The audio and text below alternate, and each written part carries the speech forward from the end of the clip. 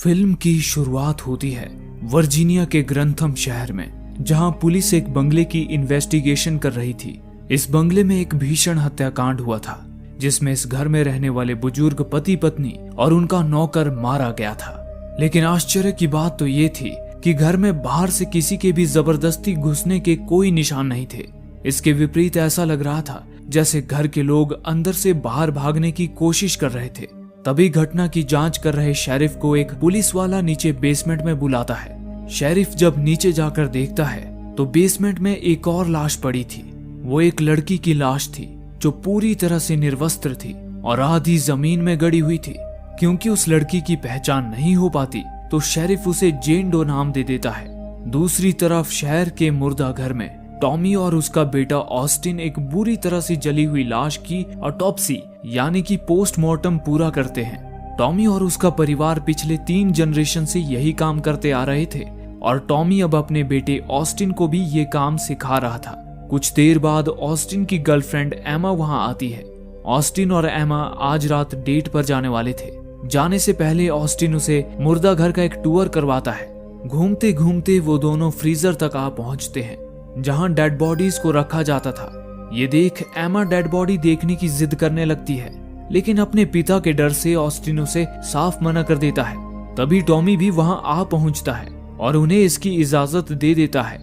Austin फिर freezer से एक लाश निकालकर एमा को दिखाता है। उस लाश का चेहरा पूरी तरह से पिचका पड़ा था। एमा देखती है कि उस लाश के पैरों में घंटी बंधी थी। एमा टॉमी से इस बारे में पूछती है, जिस पर टॉमी उसे बताता है कि पुराने समय में ये जान पाना बेहद मुश्किल था कि इंसान कोमा में है या मर चुका है। इसलिए उस समय डेड बॉडीज के पैरों में घंटी बांधी जाती थी ताकि उस इंसान का शरीर अगर थोड़ी भी हलचल करे तो उस घंटी की आवाज उन्हें सुनाई दे। और क्योंकि टॉमी पुराने ख्यालों का है तो वो ये परंपरा आज तक फॉलो करता आ रहा है। एमा टॉमी से पूछती है कि इस लाश के चेहरे की ये हालत कैसे हुई, जिस पर टॉमी उसे बताता है कि किसी ने इसे बहुत करीब से गोली मारी है, जिस कारण इसके चेहरे का नक्शा ही बिगड़ गया है। ये सब देख सुनकर अब एमा की हालत भी खराब होने लगती है और वो ऑस्टिन के साथ डेट के लिए जाने लगती है। तभी शेरिफ उस लड़की जेन डो की लाश लेकर मुर्दा घर में दाखिल होता है और टॉमी से कहता है कि उसे ऑटोप्सी आज रात को पूरी करके सुबह तक रिपोर्ट देनी होगी। हालांकि टॉमी फिर भी ऑस्टिन को एमा के साथ जाने के लिए कहता है, पर ऑस्टिन अपने पिता के साथ ही रुकने का फैसला करता है। एमा इससे थोड़ी नाराज होती है, लेकिन ऑस्टिन उसे ये कहकर मना लेता है कि वो जल्द ही ऑटोप्सी पूरी कर लेगा और उसके बाद वो उसे कैंडल लाइट डिनर के लिए लेकर जाएगा। एमा उससे ये कहकर वहां से चली जाती है कि वो रात को उसे लेने आएगी। इसके बाद ऑस्टिन वापस ऑटोप्सी रूम में आता है, जहां शेरिफ टॉमी और ऑस्टिन को जेन डो की लाश दिखाता है। तभी टॉमी की पालतू बिल्ली एक तेज आवाज में गुर्राती है। ये देख टॉमी बिल्ली को वहां से भगा देता है। इसके बाद शेरिफ टॉमी और ऑस्टिन को बताता है कि अब तक उसे उस घर पर मिली 4 लाशों में से किसी के भी मौत की वजह पता नहीं चल पाई है। उसका अनुमान था कि शायद नौकर ने इस लड़की को किसी वजह से मार डाला होगा और उसकी बॉडी को उस घर में दफनाने की कोशिश की होगी, ये सोचकर कि घर के मालिक वहां नहीं है। लेकिन जब घर के मालिक अचानक वहां पहुंचे होंगे तो उस नौकर ने उन्हें भी मौत के घाट उतार दिया होगा। लेकिन मरते मरते उन बुजुर्ग दंपति में से किसी ने उसे भी बंदूक से मार दिया होगा। शेरिफ कहता है कि वो प्रेस के सामने अपनी ये तर्क तो साबित कर सकता है, लेकिन वो ये नहीं बता सकता कि आखिर ये जेन डो कौन है और इसकी मौत कैसे हुई, क्योंकि ना ही उसकी कोई आईडी मिली है और ना ही उसके फिंगरप्रिंट्स उनके सिस्टम में मौजूद हैं। और सबसे हैरान कर देने वाली बात तो ये है कि उसके सफेद बेदाग शरीर पर कोई भी चोट के निशान नहीं मिले हैं। इसलिए शेरिफ अब ये काम टॉमी और ऑस्टिन पर छोड़ देता है और उन्हें ऑर्डर देता है कि वे आज रात तक जेन डो की मौत की गुत्थी सुलझा ले, ताकि शेरिफ अगली सुबह प्रेस वालों को जेन डो की मौत का कारण बता सके। ये कहकर शेरिफ वहां से चला जाता है। उसके बाद टॉमी और ऑस्टिन जेन डो की ऑटोप्सी यानी कि पोस्टमार्टम शुरू करते हैं। इसी बीच वे लोग रेडियो पर प्रसारण सुनते हैं कि आज का मौसम बहुत ही सुहाना रहेगा और आने वाले कुछ दिन तक मौसम ऐसे ही साफ बना रहेगा। इस खबर के साथ वे दोनों अपना काम शुरू कर देते हैं। टॉमी अपने अनुमान से जेन डो की उम्र 26 से 29 साल के बीच बताता है। जेन के शरीर पर उन्हें न तो कोई खून बहने के संकेत मिल रहे थे और न ही शरीर पर किसी जख्म के निशान दिख रहे थे। ऑस्टिन जेन की हर एक एंगल से तस्वीर निकाल रहा था। जब वो उसकी आंखों की जांच करने के लिए उसकी आंखों को खोलता है तो उन्हें एक हैरान कर देने वाली बात पता चलती है। जेन की आंखें सफेद रंग की हो चुकी थी और टॉमी के मुताबिक ऐसा तब होता है जब कोई इंसान कई दिनों पहले मरा हो, लेकिन जेन का शरीर तो अभी भी लचीला था, जो इस बात का संकेत था कि वो हाल ही में मरी है। हालांकि उसका शरीर साधारण तापमान से ज्यादा ठंडा था, जो फिर से इस बात का संकेत था कि उसे मरे हुए कई दिन बीत चुके हैं। ये सारी बातें उन्हें कंफ्यूज कर रही थी। तभी ऑस्टिन ये भी देखता है कि जेन की कमर काफी ज्यादा पतली थी, जो उसके बाकी शरीर पर फिट नहीं बैठती थी। इस पर टॉमी अंदाजा लगाता है कि शायद जेन जन्म से ही ऐसी हो। इसी बीच टॉमी को पता चलता है कि जेन की दोनों हाथों की कलाइयां और दोनों पैरों के एंकल्स यानी कि टखने पूरी तरह से टूटे हुए थे, लेकिन बाहर से किसी भी घाव का कोई निशान नहीं था। तभी टॉमी की नजर उसके नाखूनों पर पड़ती है, जिनके अंदर मिट्टी जैसे कुछ चीज भरी हुई थी। जांच करने पे पता चलता है कि वो चीज दरअसल पिट था।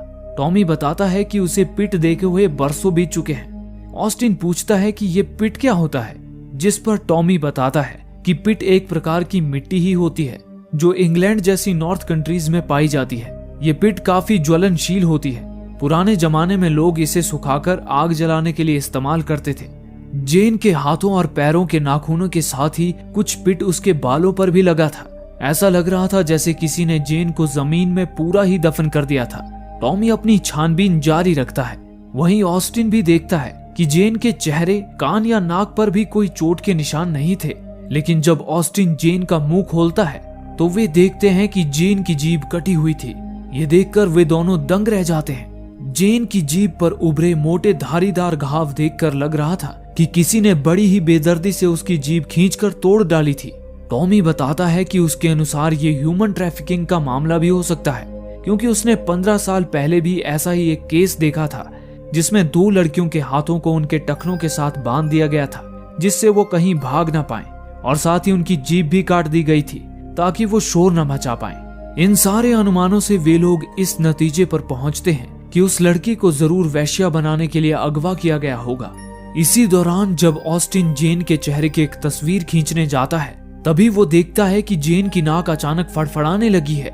देखते ही देखते उसकी नाक से खून की धार निकल आती है और अगले ही पल एक मक्खी भिन भिनाती हुई उसकी नाक से निकलकर उड़ जाती है, जिसे देख टॉमी और ऑस्टिन सन्न रह जाते हैं। उसी पल टॉमी की नजर जेन के खुले हुए मुंह की तरफ पड़ती है, जहां वो देखता है कि जेन का एक दांत गायब है। उसे उसके मुंह के अंदर से एक धागा भी मिलता है, जिसे वे लोग आगे जांच के लिए सुरक्षित रख देते हैं। उसके बाद जब टॉमी जेन के प्राइवेट पार्ट की जांच करता है तो उसके अंदर ढेर सारे घाव के निशान मिलते हैं। हालांकि इन सब से भी वो किसी नतीजे पर नहीं पहुंच पाते।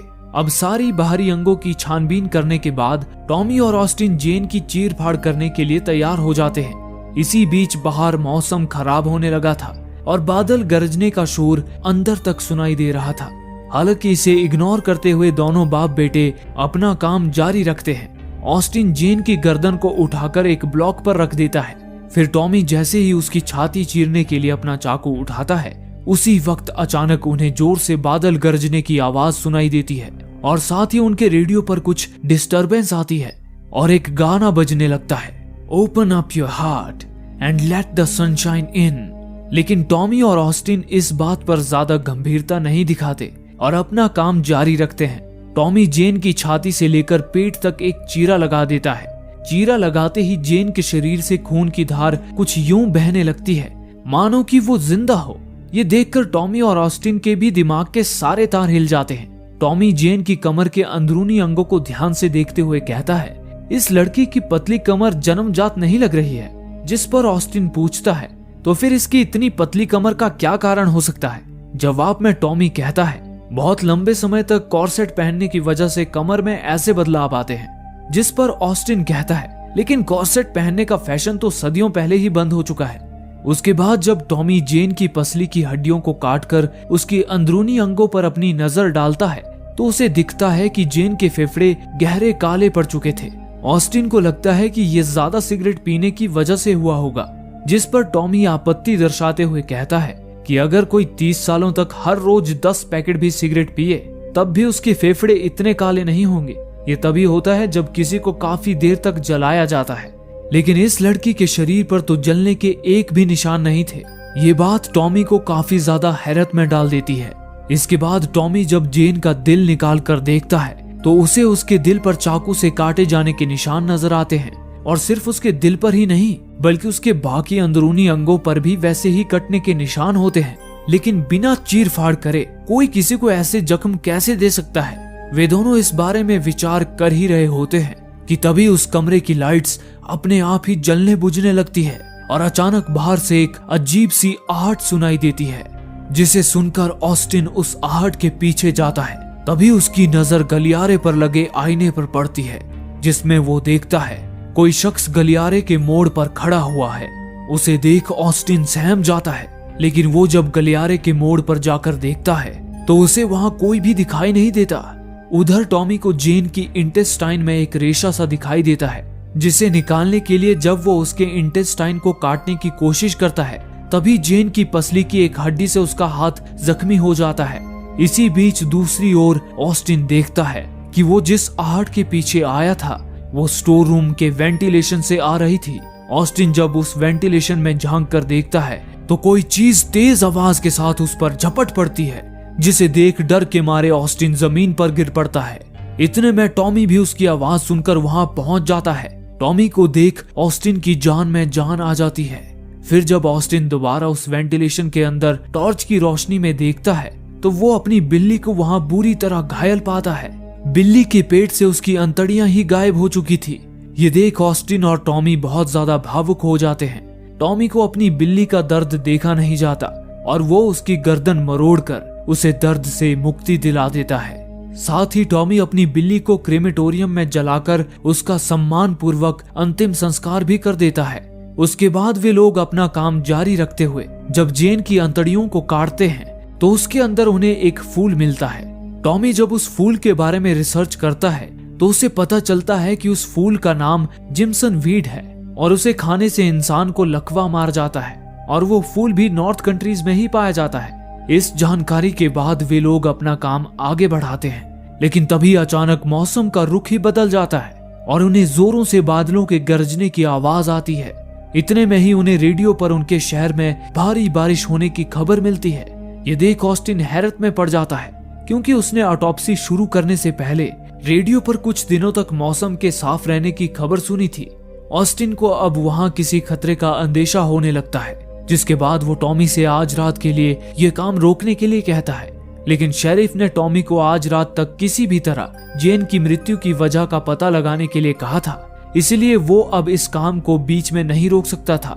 हालांकि वो ऑस्टिन से कहता है कि अगर वो यहाँ से जाना चाहता है तो वो जा सकता है, लेकिन ऑस्टिन अपने पिता को अकेला छोड़कर जाना नहीं चाहता था, इसीलिए वो अपना काम जारी रखता है। इसी बीच टॉमी को जेन की अंतड़ियों में कपड़े से लिपटा हुआ एक इंसानी दांत मिलता है। साथ ही उस कपड़े पर उन्हें एक अजीब सा चित्र भी बना हुआ दिखाई देता है, जिसके अगल बगल कुछ रोमन नंबर्स लिखे होते हैं।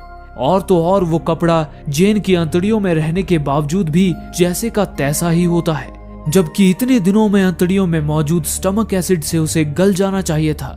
उस कपड़े पर बना चित्र भी उन्हें किसी धार्मिक रिचुअल से जुड़ा हुआ लग रहा था। उसकी छानबीन करते हुए ऑस्टिन जब जेन के मुंह में मिले धागे से उस कपड़े को मैच करके देखता है तो उसे पता चलता है कि वो धागा उस कपड़े का ही है।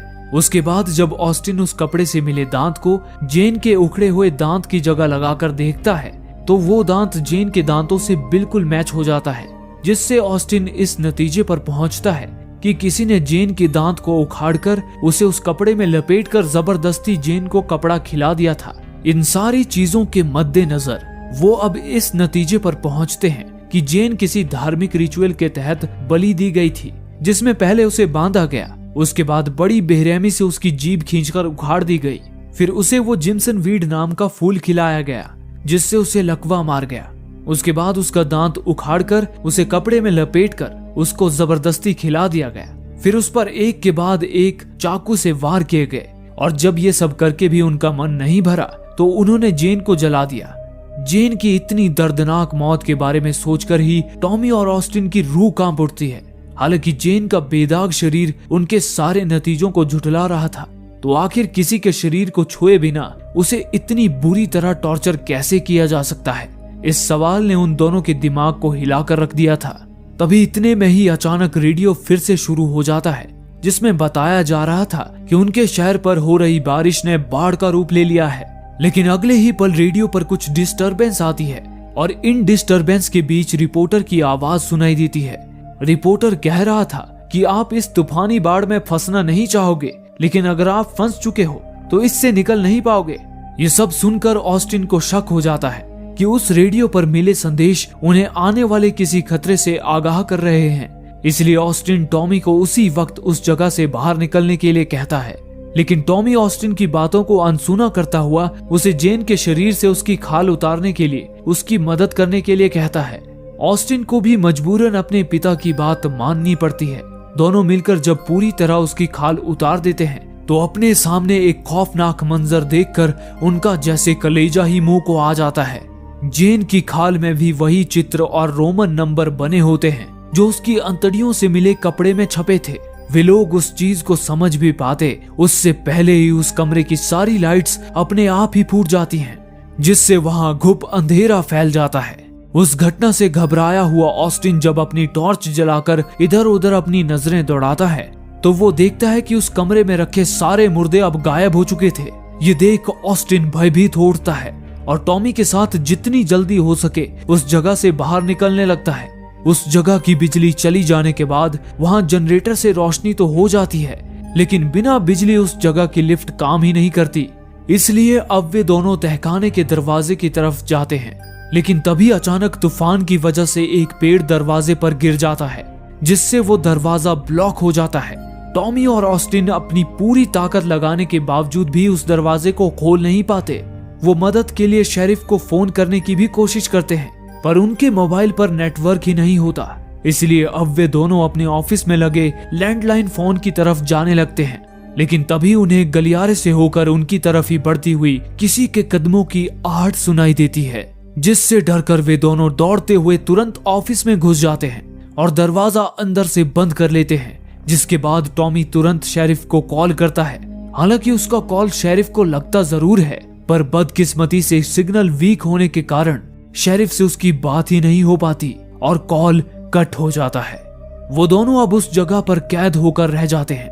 वो वहां से निकलने का कोई दूसरा तरीका सोच ही रहे होते हैं कि तभी एक घंटी की आवाज सुनकर उनकी धड़कनें थम सी जाती हैं, क्योंकि वो आवाज इस बात का संकेत दे रही थी कि कोई मुर्दा जिसके पैरों पर घंटी बंधी हुई है वो उनकी ही तरफ बढ़ रहा था। वो मुर्दा दबे पांव चलता हुआ उनके दरवाजे के बिल्कुल करीब पहुंच जाता है। उसकी मौजूदगी महसूस कर जब ऑस्टिन दरवाजे के नीचे से झांक कर बाहर देखता है तब उसे उस मुर्दे के पैर दिखाई देते हैं, जिसे देख ऑस्टिन घबरा जाता है। इतने में ही वो मुर्दा जोर जोर से दरवाजे को पीटता हुआ दरवाजा खोलने की कोशिश करने लगता है। ये देख ऑस्टिन और टॉमी दरवाजे को एक भारी अलमारी से ढक देते हैं। थोड़ी देर दरवाजा पीटने के बाद वो मुर्दा दरवाजा पीटना बंद कर देता है। अब ऑस्टिन को पूरा यकीन हो गया था कि ये सब जेन ही कर रही है, क्योंकि उसे यहाँ लाने से पहले सब कुछ ठीक चल रहा था। लेकिन जैसे जैसे वो चीर फाड़ करते जा रहे थे वैसे ही चीजें और ज्यादा बिगड़ती जा रही थी। हालांकि टॉमी को इन सब बातों पर अब भी यकीन नहीं हो रहा था। इसी दौरान टॉमी देखता है कि उसकी कलाई की जख्म से खून बह रहा है, जिसे देख वो उस खून को साफ करने बाथरूम में जाता है। तभी अचानक वहां मौजूद पर्दों में कुछ हलचल सी होती है, जिसे देख टॉमी सहम जाता है। वो जब दबे पांव पर्दे की तरफ जाता है तभी बाहर बैठे ऑस्टिन को पर्दे के पीछे किसी की परछाई नजर आती है। इससे पहले कि वो टॉमी को सतर्क कर पाए, टॉमी वो पर्दा हटा देता है। हालांकि पर्दे के पीछे कोई नहीं होता। ये देख ऑस्टिन की जान में जान आ जाती है, लेकिन अगले ही पल कोई चीज टॉमी पर हमला कर देती है और उसी वक्त बाथरूम का दरवाजा भी अपने आप ही बंद हो जाता है। वो चीज टॉमी को मारने पीटने और चोट पहुंचाने लगती है। उधर ऑस्टिन जैसे तैसे दरवाजा तोड़कर अंदर जाता है तो देखता है कि टॉमी जमीन पर पड़ा दर्द से कराह रहा था। ऑस्टिन अपने पिता को उठाकर उनकी मरहम पट्टी कर देता है। इस घटना के बाद अब टॉमी को भी यकीन हो जाता है कि ये सब जेन ही कर रही है। इसलिए अब वे लोग जेन की लाश को ठिकाने लगाने के लिए वापस ऑटोप्सी रूम में जाते हैं। तभी वो गौर करते हैं कि जेन के जिन अंगों को उन्होंने शरीर से बाहर निकाल दिया था वो अब सड़ चुके थे, लेकिन जेन का बचा हुआ शरीर अभी भी बिल्कुल पहले जैसा ही था। ऐसा लग रहा था जैसे जेन का शरीर ही उसके अंगों को सुरक्षित रख रहा था। वे लोग अब जेन के शरीर को जलाने के लिए क्रीमेटोरियम में जाने की तैयारी करने लगते हैं। तभी अचानक उस कमरे का दरवाजा अपने आप ही लॉक हो जाता है। ऑस्टिन एक कुल्हाड़ी की मदद से उस दरवाजे को खोलने के लिए उस पर एक छेद कर देता है, लेकिन जब वो उस छेद से बाहर झांक कर देखता है तभी अचानक वहां एक मुर्दा औरत आकर खड़ी हो जाती है। ये देख टॉमी और ऑस्टिन डर से कांप उठते हैं। ऑस्टिन अब देरी न करते हुए जेन की बॉडी पर फ्यूल डालकर उसमें आग लगा देता है, पर वो आग जेन के शरीर के अलावा वहां की हर चीज को जलाने लगती है। उस आग से उनके कैमरे और जेन पर किए सारे रिसर्च तबाह हो जाते हैं। ये देख टॉमी उस आग को पूरी तरह बुझा देता है। तभी वो देखते हैं कि जेन का शरीर उस पर जल रही आग को सोख लेता है और उसके शरीर पर अब भी घाव के कोई निशान नहीं बनते। इसी बीच बिजली भी आ गई होती है, इसलिए उन्हें जब लिफ्ट के शुरू होने की आवाज आती है तो वो कुल्हाड़ी उठाकर अपनी जान बचाने के लिए लिफ्ट की तरफ भागते हैं, पर उनके वहां पहुंचने से पहले ही लिफ्ट बंद होकर ऊपर चली जाती है। तभी इतने में ही एक मुर्दा उन्हें उनकी ही तरफ आता हुआ दिखाई देता है, जिसे देख ऑस्टिन डर के मारे लिफ्ट का बटन जोर जोर से दबाने लगता है। अब वो मुर्दा उनके बहुत ज्यादा करीब आ गया था, जिसे देख डर के मारे उनकी जैसे जान ही हलक में आ जाती है। तभी लिफ्ट के आने की आवाज आती है और ऑस्टिन जल्दी से लिफ्ट का दरवाजा खोल देता है। दोनों बाप बेटे फट से लिफ्ट के अंदर घुस जाते हैं, लेकिन मुसीबत तो जैसे उनके गले ही पड़ चुकी थी, क्योंकि अब उस लिफ्ट के बंद होने से पहले ही फिर से बिजली चली जाती है और लिफ्ट का दरवाजा आधा खुला रह जाता है। इतने में ही वो मुर्दा भी उनके बहुत करीब आ जाता है। ये देख कुल्हाड़ी पकड़ा टॉमी हिम्मत दिखाते हुए उस मुर्दे पर कुल्हाड़ी से हमला कर देता है, लेकिन बाहर से किसी मुर्दे के बजाय किसी लड़की के चिल्लाने की जानी पहचानी आवाज आती है। उस आवाज को सुनकर ऑस्टिन जब लिफ्ट से बाहर निकलता है तो देखता है कि टॉमी ने जिसे मारा था वो कोई मुर्दा नहीं बल्कि एमा थी, जिसकी गर्दन कुल्हाड़ी के वार से कट चुकी थी। अपनी गर्लफ्रेंड को तड़प तड़प कर मरते देख ऑस्टिन के आंसू नहीं थमते। वो फूट फूट कर रोने लगता है। उसने ही रात को एमा को वहां आने के लिए कहा था। ऑस्टिन और टॉमी समझ जाते हैं कि जेन अपनी शक्तियों से उनके दिमाग में भ्रम पैदा कर रही है, जिस वजह से उन्होंने एमा को मुर्दा समझकर उसे मार दिया। डरे सहमे वो दोनों वापस लिफ्ट में जाकर बैठ जाते हैं। तभी ऑस्टिन के दिमाग में एक सवाल आता है। वो टॉमी से कहता है कि जेन अपनी शक्तियों से उन्हें कब का मार सकती थी, तो उसने उन्हें अब तक जिंदा क्यों रखा है। ऑस्टिन को एक और बात याद आती है। वो टॉमी को बताता है कि जेन ने उसकी चीर फाड़ होने से पहले उन्हें रेडियो के जरिए कई बार इनडायरेक्टली वार्निंग देने की कोशिश की थी। शायद कोई बात है जो वो नहीं चाहती थी कि उन्हें पता चले। टॉमी और ऑस्टिन वापस जाकर जेन की ऑटोप्सी पूरी करने का फैसला करते हैं। हो सकता है उन्हें कुछ ऐसी बात पता चले जिससे उनकी जान बच जाए। वे लिफ्ट से बाहर निकलकर ऑटोप्सी रूम की तरफ बढ़ने लगते हैं, पर तभी जेन क्रीमेटोरियम की आग को जला देती है, जिससे उठने वाला धुआं पूरे बेसमेंट में फैल जाता है। टॉमी और ऑस्टिन उस धुएं से होकर आगे बढ़ रहे होते हैं। इतने में अचानक वो मुर्दे टॉमी पर हमला कर देते हैं और उसे बुरी तरह से घायल कर वहां से गायब हो जाते हैं। ऑस्टिन टॉमी को संभालता हुआ उसे ऑटोप्सी रूम में ले जाता है और दरवाजे को अच्छी तरह से बंद कर देता है। अब सिर्फ जेन का दिमाग ही खुलना बाकी था। ऑस्टिन सीधा जेन की खोपड़ी काटकर उसके दिमाग को देखता है तो उन्हें पता चलता है कि जेन का दिमाग एकदम सही सलामत है। बाकी ऑर्गन्स की ही तरह उस पर भी जख्म के कोई निशान नहीं थे। ऑस्टिन जब उसके दिमाग के एक टुकड़े को काटकर उसे माइक्रोस्कोप में देखता है तो उसे कुछ ऐसी बात पता चलती है जिसके बारे में सोचकर ही ऑस्टिन और टॉमी भयभीत हो उठते हैं। जेन के दिमाग के सेल्स पूरी तरह से एक्टिव थे, जिसका एक ही मतलब था, जेन अभी भी जिंदा थी। यानी कि अब तक उन्होंने जेन के साथ जो कुछ भी चीरफाड़ की थी वो उसका दर्द महसूस कर पा रही थी। ये बात उन्हें अंदर तक झिंझोड़ कर रख देती है। लेकिन जेन के सारे अंग निकाले जाने के बाद भी जेन जीवित कैसे थी, ये सवाल उन दोनों को परेशान किए जा रहा था।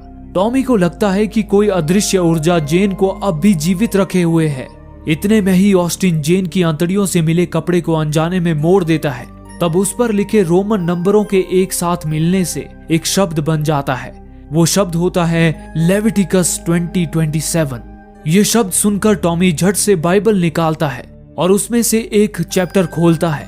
उस चैप्टर का नाम था लेविटिकस 20:27। तभी ऑस्टिन को उस कपड़े पर एक साल लिखा हुआ दिखाई देता है, साल 1693। उसी समय टॉमी भी बाइबल में लेविटिकस 20:27 चैप्टर पढ़ता है, जिसमें लिखा था कि जो भी आदमी या औरत शैतान से संपर्क करने की कोशिश करती है उसे मार दिया जाए, क्योंकि वो एक विच यानी कि चुड़ैल है। ये सुनकर ऑस्टिन अपने पिता को बताता है कि 1693 वो समय था जब इंग्लैंड के लोगों ने कई जवान औरतों को विचेस बताकर भरे बाजार में जिंदा जला दिया था। यह घटना सैलम विच ट्रायल्स नाम से काफी प्रसिद्ध है। इन सारी कड़ियों को जोड़कर टॉमी और ऑस्टिन इस दिल दहला देने वाले नतीजे पर पहुंचते हैं कि जेन की हत्या भी साल 1693 में सैलम विच ट्रायल्स में ही हुई होगी।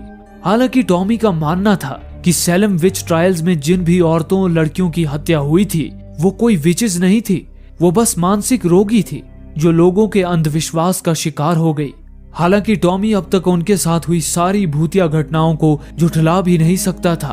तभी उसके दिमाग में एक विचार कौंधता है। वो ऑस्टिन से कहता है कि हो सकता है बाकी लड़कियों की तरह जेन भी कभी विच थी ही नहीं, लेकिन अंधविश्वास के चलते लोगों ने उसे विच समझकर उस पर जो भयानक और दर्दनाक रिचुअल्स किए, उन रिचुअल्स का असर उल्टा हो गया हो और उन रिचुअल्स ने एक आम लड़की को विच में बदल दिया हो।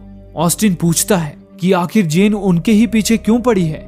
इस पर टॉमी कहता है कि अब तक उन्होंने जेन के साथ जो कुछ भी चीरफाड़ की थी वो उसे महसूस कर पा रही थी, और अब जेन चाहती है कि उसने जो दर्द सहा है वो अब टॉमी और ऑस्टिन भी सहे। यही वजह है कि उसने उन दोनों को अब तक जिंदा रखा है। इसी के साथ टॉमी ऑस्टिन को अपना घाव दिखाता है। उस घाव के आसपास उसी तरह के निशान बन गए थे जैसे जेन के शरीर पर थे। तभी उनके दरवाजे पर खड़े मुर्दे दरवाजा तोड़कर अंदर आने की कोशिश करने लगते हैं। ऑस्टिन उन्हें रोकने दरवाजे की तरफ दौड़ता है, लेकिन टॉमी को यकीन हो गया था कि जेन को रोकना नामुमकिन है। इसीलिए वो जेन से एक सौदा करता है। वो जेन से कहता है कि वो उसे जितना चाहे तड़पा सकती है, वो उसे रोकने की कोशिश नहीं करेगा, बदले में वो उसके बेटे को बख्श दे। जिसके बाद देखते ही देखते सब कुछ शांत हो जाता है। लेकिन तभी जेन टॉमी को वही दर्द देने लगती है जो उस वक्त वो महसूस कर रही थी। ठीक जेन की तरह ही टॉमी की भी दोनों कलाइयां और टखनों की हड्डियां टूट जाती हैं और उसकी आंखें भी सफेद होने लगती हैं। टॉमी के हर दर्द के साथ जेन वापस पहले जैसी होने लगती है। उसकी टूटी हुई हड्डियां वापस जुड़ जाती हैं और उसका कटा हुआ शरीर भी ठीक होने लगता है। लेकिन दर्द से बेहाल टॉमी का तड़पना ऑस्टिन से देखा नहीं जाता और वो उसे चाकू से मारकर दर्द से मुक्ति दिला देता है।